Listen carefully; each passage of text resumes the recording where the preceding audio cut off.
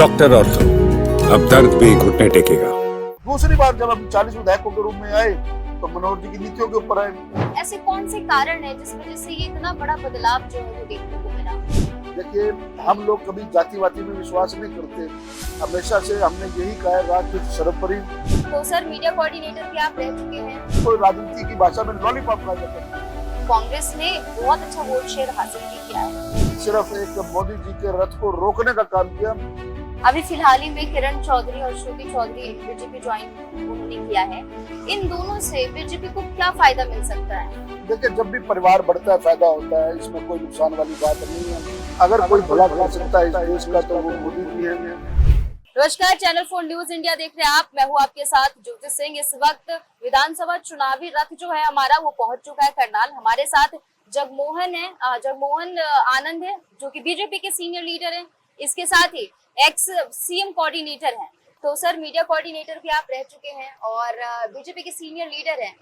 इस बार का जो विधानसभा चुनाव है, आप उसे किस तरीके से देख रहे हैं लोकसभा चुनाव के साथ अगर इसे कंपेयर करें तो? देखिए, लोकसभा चुनाव तो अगर उसे कंपेयर करें तो भारतीय जनता पार्टी ने पुनः 10 साल के बाद देश में सबसे बड़ी पार्टी, 240 सांसदों के साथ देश में सबसे बड़ी पार्टी माननीय मोदी जी के नेतृत्व में हमारी जो जीत हुई है, एक बहुत बड़ी जीत है। और जहाँ तक विधानसभा सवालों का प्रश्न है तो ज्योति जी, मैं आपको बताऊं, जिस प्रकार से भारतीय जनता पार्टी हरियाणा में काम कर रही है, 9.5 वर्ष तक मनोहर लाल जी ने जो प्रदेश के अंदर जो सुशासन दिया है, उस दम पर मैं कह सकता हूँ हमारा प्रदर्शन लोकसभा में बड़ा संतोषजनक रहा है। लोकसभा के मुद्दे कुछ और होते हैं, विधानसभा के मुद्दे कुछ और होते हैं। तो विधानसभा के चुनावों में जहां हमारी लोकसभा चुनावों में कुछ कमियां अगर कोई रह गई हैं, उनको हम दुरुस्त करने पर लगे हुए हैं। चाहे वो किसी भी रूप में आप देखें, उस नाते से हम लोग एक भरपूर तैयारी के साथ विधानसभा चुनावों के में हम लोग लगे हुए हैं और पूर्ण बहुमत की सरकार तीसरी बार नायब सैनी जी के नेतृत्व में हम लोग बनाए।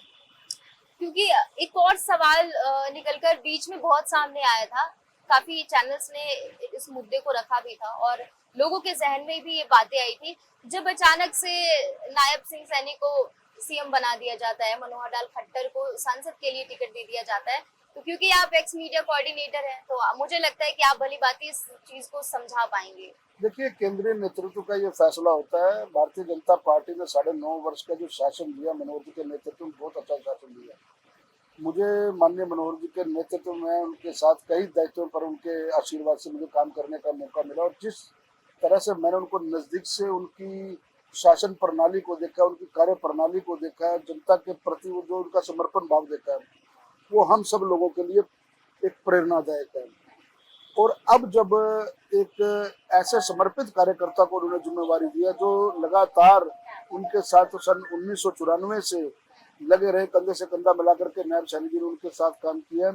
उन्हीं के सानिध्य में उन्होंने संगठन की रीति नीति को सीखा, उन्हीं के सानिध्य में वो विधानसभा का चुनाव जीते, उन्हीं के सानिध्य में वो मंत्री बने, उन्हीं के सानिध्य में वो सांसद बने और उन्हीं के सानिध्य में उनके आशीर्वाद से, केंद्रीय नेतृत्व के आशीर्वाद से वो प्रदेश के मुख्यमंत्री और प्रदेश के मुख्यमंत्री के नाते ओबीसी अपना जो अदर बैकवर्ड क्लास है, उस अपना बिरादरी से वो माननीय मुख्यमंत्री जी आते हैं।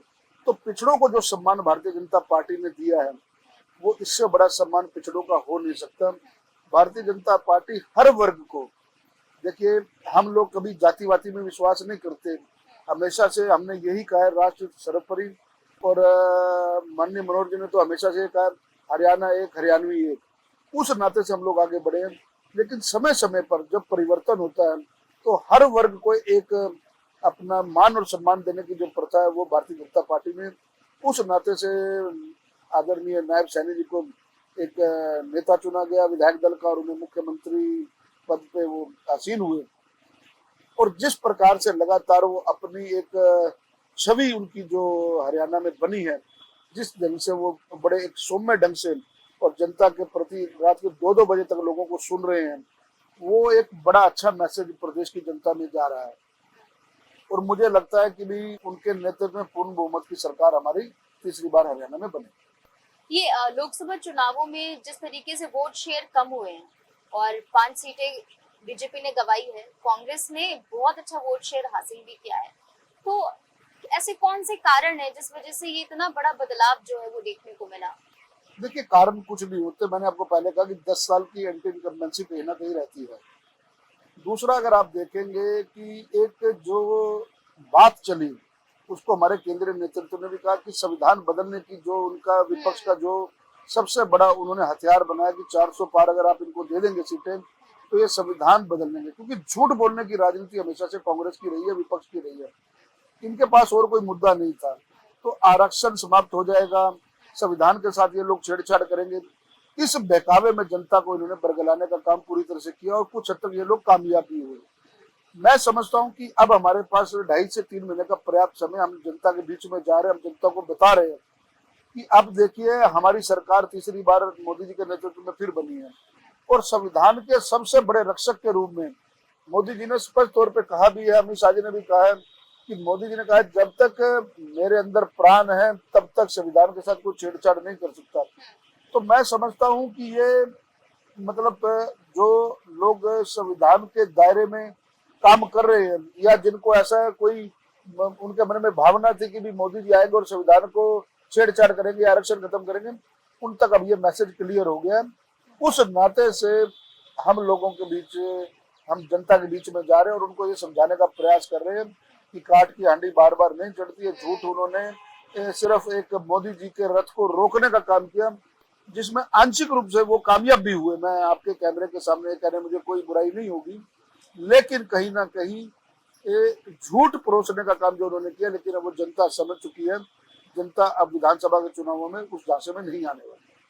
अच्छा, इस चीज को आसान तरीके से हम समझते हैं, ये जो भूमिका निभाई गई है, जिन्होंने इस भूमिका को निभाया, आप देखिए हरियाणा, उत्तर प्रदेश और कई जगह बीजेपी को बहुत बड़ा लॉस हुआ है लोकसभा के चुनाव में। और जिस तरीके से आपने एक मुद्दा रखा संविधान को बदल देने का, ये मुद्दे को लेके जिस तरीके से विपक्ष ने हमला किया, हमलेवार हुए, और क्या आपको नहीं लगता कि इससे एक जो खास जो वर्ग है वो बहुत आहत हुआ है और उस वर्ग की भूमिका ज्यादा रही है वोट शेयर करने में?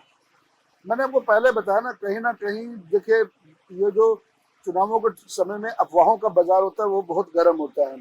सोशल मीडिया पर आजकल आपने देखा कि मीडिया का कितना महत्व हो गया, सोशल मीडिया बहुत एक्टिव हो गया है। वो जिस ढंग से वो झूठ का प्रचार जरा जल्दी होता है, सच थोड़ा सा धीरे चलता है, लेकिन अंत में जीत जो सच्चाई की होती है, हमेशा जीत उसी की रहती है। आज जनता को पता लग गया कि कहीं ना कहीं हम लोगों ने बहुत बड़ा मोदी जी के साथ एक प्रकार का झूठ बोल करके हम विपक्ष के बहकावे में आकर के हमने मोदी जी का नुकसान किया। हम लोग सार्वजनिक जीवन में जनता को मिलते हैं, जनता से बात करते हैं, जनता कहती है कि यह हमारे से एक प्रकार का पाप हुआ, हमारे से गलती हुई कि पुनः हम मोदी जी को देखना चाहते थे, लेकिन कहीं ना कहीं हम कांग्रेस के बहकावे में आ गए। तो मैंने कहा कि ये जो कुछ गलतियां मतलब जो हुई हैं उनको भी हम सुधारने का प्रयास कर रहे हैं और जनता में अपनी बात डिलीवर करने का हम प्रयास कर रहे हैं। भरपूर माध्यम से हमारे कार्यकर्ता पन्ना प्रमुख तक एक्टिव हो चुके हैं और जल्दी केंद्रीय नेतृत्व हमारा हरियाणा में बड़े बड़े नेताओं की ड्यूटियां लगा रहा है, जो जनता के बीच में जाएंगे, कार्यकर्ताओं के बीच में जाएंगे, उनको समझाएंगे कि अगर कोई भला कर सकता है इस देश का तो वो मोदी जी हैं, प्रदेश का अगर कोई भला कर सकता है तो वो भाजपा के नेतृत्व, भाजपा की सरकार कर सकती है। जिस प्रकार से देखिए बिना खर्चे बिना पर्ची हम लोगों ने नौकरियां दी हैं, मेरिट के बेस पर हमने गरीब बच्चों को आज अपना HCS की नौकरियां दी हैं। विपक्ष के पास कोई मुद्दा नहीं था, भर्ती रोको गैंग सक्रिय रहा है और कोई ना कोई कोर्ट में जाकर के अड़चन लगाने का काम करता है और आज भी कर रहा है, लेकिन अब ये लोग कामयाब नहीं होंगे। जनता को अब समझ आ गई है कि जब उन्होंने 10 में से 5 सीटें दी तो वो जनता कहीं ना कहीं समझ रही है कि हमारे से गलती कुछ हुई है, हमें मोदी जी का हाथ मजबूत करने चाहिए थे, क्योंकि ईमानदार नेतृत्व होना बहुत जरूरी है। किसी भी प्रदेश को आगे ले जाने के लिए, किसी देश को आगे ले जाने के लिए जब डबल इंजन की सरकार होती है तो वो डबल इंजन की सरकार प्रदेश की सरकार, केंद्र की सरकार के साथ मिलकर के ही कोई बड़े प्रोजेक्ट ला सकती है, अच्छे काम कर सकती है, जनता की भलाई कर सकती है। ये जनता अब हरियाणा की अच्छी तरह से भली बात समझ चुकी है। जगमोहन जी, तो आप ये बात मान रहे हैं कि चलिए कांग्रेस ने संविधान की बात रखी, लोगों के जहन में ये बात डाली, पर संविधान बदलने की जो एक बात आई, जो शुरुआत हुई वो आरक्षण से हुई। और वो जो आरक्षण को लेकर जो बात हुई, एक वर्ग था, एक SC ST के वर्ग को उसमें टारगेट किया गया, उसमें कहा गया, तो उनके जहन में ये बात आई कि शायद हमसे जो हमें रिजर्वेशन मिल रहा है, एक समुदाय को जो रिजर्वेशन मिल रहा है वो खत्म हो जाएगा। तो कांग्रेस ने नहीं, उन समुदायों ने वोट ना देने का काम किया, उन समुदायों ने जो वो समुदाय के लोग थे उन्होंने खिलाफ में वोट दिया। अच्छा, एक और सवाल है मेरा आपसे, क्योंकि करनाल विधानसभा लोकसभा में हम और यहाँ की विधानसभाओं को हमने कवर किया, 2-3 विधानसभाओं में जब हम गए तो हमें 2-3 चीजें सामने आई हमारे। एक जो सबसे बड़ी बात थी वो ये थी कि खट्टर साहब से सबकी नाराजगी, आम जनता से, किसानों से हमने बात की, हमने यहाँ तक कि रिक्शा चालकों से भी बात की, उनके जहन में यही बात है कि हमें खट्टर साहब को हम वोट नहीं दे रहे, हम PM मोदी को वोट दे रहे। नाराजगी का कारण क्या है? लेकिन खट्टर साहब ने बहुत बड़ी जीत दी है, 5 लोकसभाओं में सबसे बड़ी जीत खट्टर साहब की हुई है। और देखिए, हर एक का काम करने का एक अपना तरीका होता है। मनोहर लाल खट्टर जी के साथ मैंने बड़े लंबे समय से मैं उनके साथ एसोसिएट हूँ।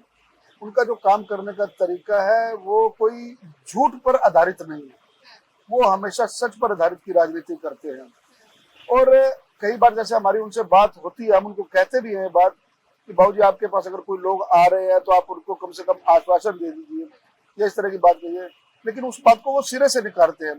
देखिए, राजनीति में एक बदलाव की जरूरत हमेशा से रही है, और उस बदलाव की राजनीति का अगर कोई पर्याय है तो वो मनोहर लाल जी रहे हैं।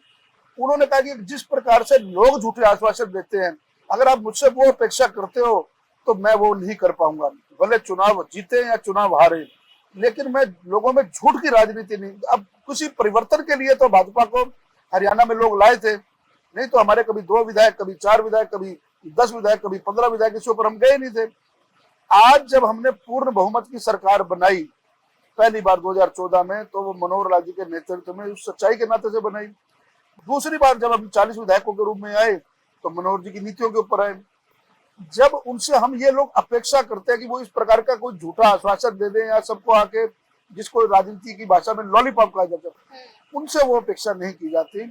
वो सत्य आधारित, सत्य निष्ठा पर आधारित उन्होंने हमेशा राजनीति की है, भले उसमें नुकसान हो, लेकिन उनकी समाज के प्रति, उनकी हरियाणा के प्रति, उनकी ईमानदारी के ऊपर विपक्ष भी आज प्रश्न चिन्ह नहीं लगा सकता।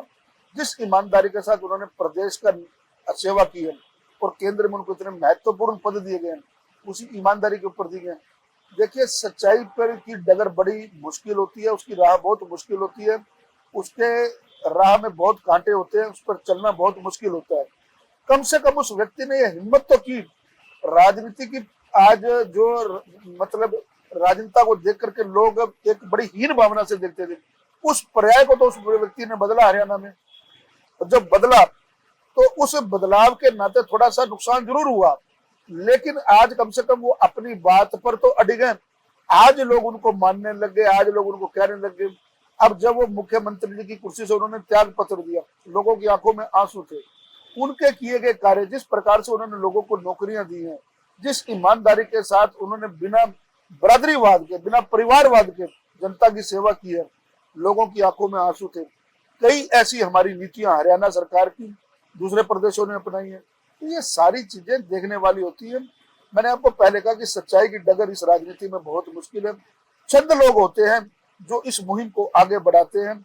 आज जब हम लोग उनका कार्यकाल को देखते हैं या जिस प्रकार की उनकी नीतियों को देखते हैं, तो हम लोग खुद सोचते हैं कि भाई राजनीति में ये बदलाव हमने कभी सोचा भी नहीं था।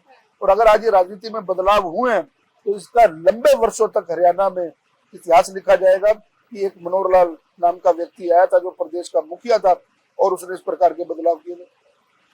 तो इस नाते से लोगों की नाराजगी स्वाभाविक है, क्योंकि एक वर्ग होता है वो ये चीज की अपेक्षा नहीं करता, वो मैं मेरा अपने लिए सोचता है कि मेरा काम हो, चाहे वो कोई कार्यकर्ता हो, चाहे कोई वो सार्वजनिक जीवन में जनता हो, वो सोचते हैं कि मेरा काम हो जाए, प्रदेश का काम ना हो, समाज का काम ना हो। लेकिन मनोहर लाल जी ने हमेशा समाज को तरजीह दी है। उन्होंने सामाजिक कामों को कभी रोका नहीं। उन्होंने सामाजिक कामों के लिए कहा कि पहले मेरे लिए जनता के हित का अगर कोई भी कार्य है उसको उन्होंने विद इन मिनट्स अधिकारियों को निर्देश दिए किए। हाँ, व्यक्तिगत रूप से मेरी कुछ आकांक्षाएं अपेक्षाएं हो सकती हैं जिस पर वो खरा ना उतरे हो, या उनसे मतलब मेरी उम्मीद या मेरे जैसे कई कार्यकर्ताओं की या जनता की उम्मीद पूरी ना हुई हो।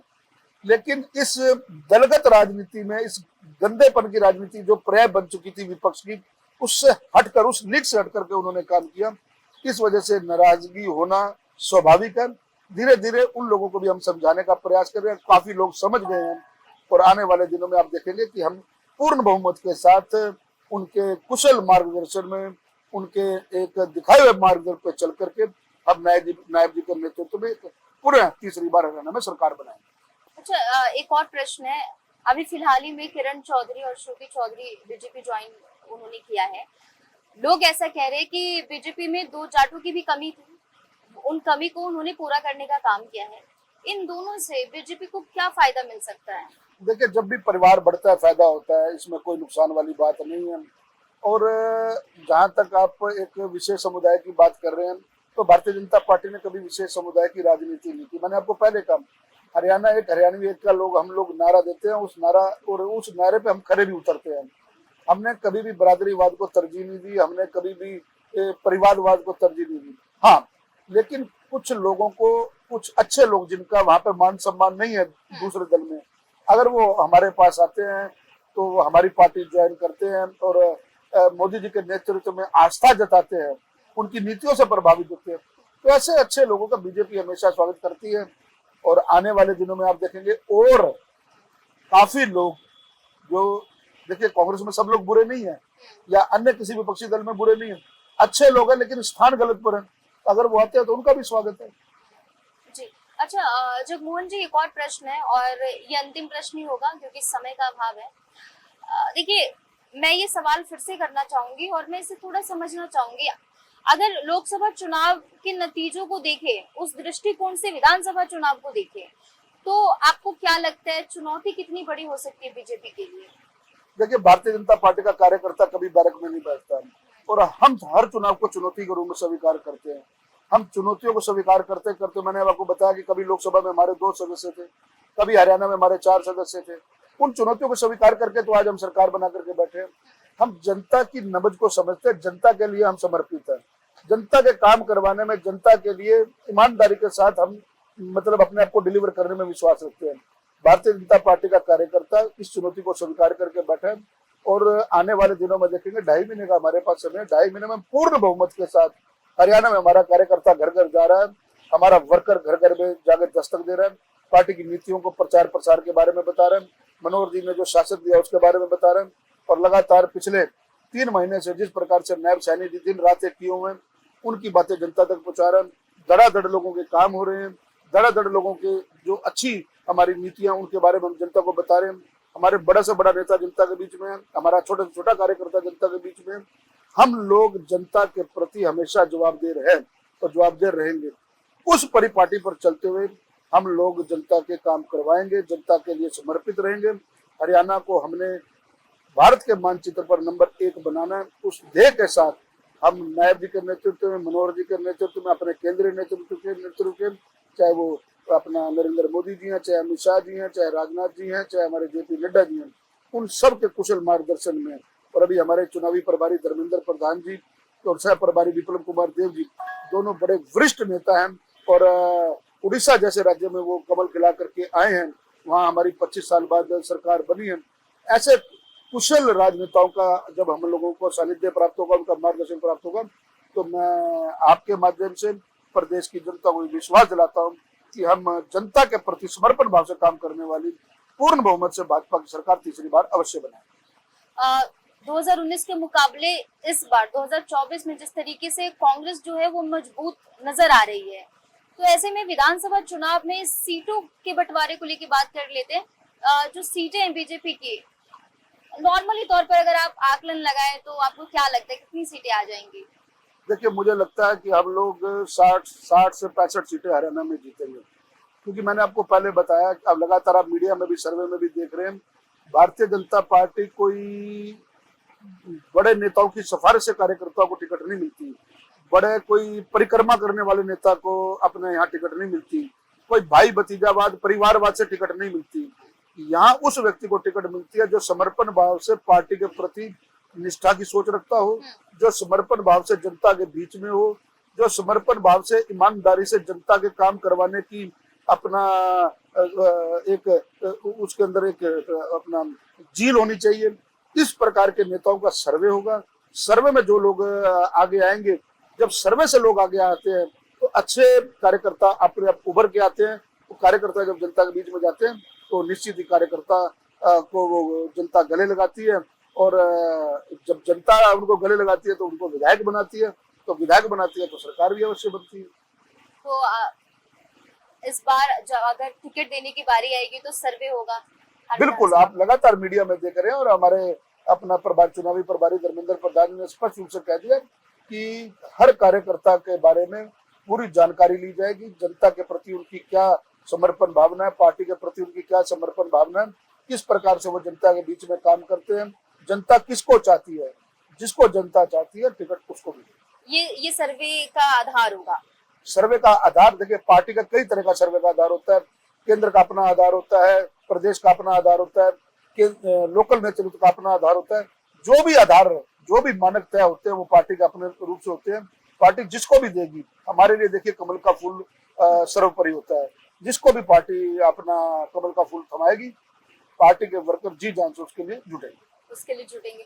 अच्छा, आपने जैसे लोकसभा चुनाव में एक चीज आपने देखी होगी, बीजेपी ने सबसे पहले कैंडिडेट की लिस्ट जारी की थी, उसके बहुत देर के बाद कांग्रेस ने भी लिस्ट जारी की। मैंने दोनों लिस्टों को जब मिलाया तो मैंने एक समान चीज दोनों में पाई है। जिस तरीके से बीजेपी ने जिन जिन समुदायों को साधने की कोशिश की, जैसे जिन्हें उन्होंने टिकट दिया, चाहे वो ब्राह्मण हो, एससी हो, ओबीसी हो, दो जाट हो, ऐसे पंजाबी हो, हरियाणवी हो, बिल्कुल सेम वैसे ही कैंडिडेट हरियाणा वो कांग्रेस ने भी हरियाणा लोकसभा में उतारने का काम किया है। मैंने दोनों कैंडिडेट की लिस्ट को मिलाया था। अगर बीजेपी ने 2 ओबीसी उतारे तो कांग्रेस ने भी 2 ओबीसी उतारे। अगर बीजेपी ने एक पंजाबी उतारा है, एक ब्राह्मण उतारा है, तो कांग्रेस ने भी सेम वही काम किया है। विधानसभा चुनावों में भी अगर कांग्रेस ऐसा ही दायरा खड़ा करती है तो क्या यहाँ भी 50-50 का खेल हो सकता है? नहीं, ये देखिए, ये आप लोगों का, मीडिया के लोगों का आकलन हो सकता है। मुझे नहीं लगता कि भी हमारे को देख के कांग्रेस ने उस तरह से उतारा हो, या हम लोगों की मानसिकता वैसी रही हो कि हमने ये कोई 2 ओबीसी या एक पंजाबी या इस तरह से। हमारा ये आधार नहीं रहा। हमारा ये आधार, अब देखिए, अगर दूसरी तरफ जाइए, उपचुनाव में नायब सैनी जी करनाल विधानसभा का चुनाव लड़े हैं। हाँ जी। तो यहाँ पे पंजाबी बाहुल क्षेत्र है। हाँ जी, नायब सैनी जी को कितने बहुमत के साथ करनाल की जनता ने अपना आशीर्वाद दिया। हमारा कभी यह आधार नहीं रहा। हाँ, जातिगत समीकरण, सब जातियों को सम्मान मिले, इसके लिए पार्टी हमेशा आगे रहती है, पार्टी बात भी करती है। लेकिन हम लोग, मैंने पहले कहा कि हम जात बरादरी पर नहीं। अब नायब सैनी जी को किस प्रकार से लोगों ने गले लगाया, उनकी सौम्यता को, उनके व्यवहार को कितना बड़ा मान सम्मान दिया, करनाल की जनता ने दिया। तो मेरा कहने का भाव यह कि हाँ, बरादरी का समाज में एक अपना स्थान होता है, उसको दरकिनार नहीं किया जाता। लेकिन ये एक सोशल इंजीनियरिंग होती है कि किस जाति को प्रतिनिधित्व देना है, किस जाति के समाज के लोगों को आगे लाना है, तो वो हर पार्टी करती है। तो मैं समझता हूँ ये स्वाभाविक सी बात है। बहुत बहुत धन्यवाद। तो हमारे साथ बीजेपी के सीनियर लीडर थे जगमोहन आनंद थे हमारे साथ, जो कि सीएम के एक्स मीडिया कोऑर्डिनेटर भी रह चुके हैं। सर, बहुत बहुत धन्यवाद अपना कीमती समय देने के लिए और तमाम मुद्दों पर हमसे जुड़ने के लिए, बात करने के लिए। धन्यवाद।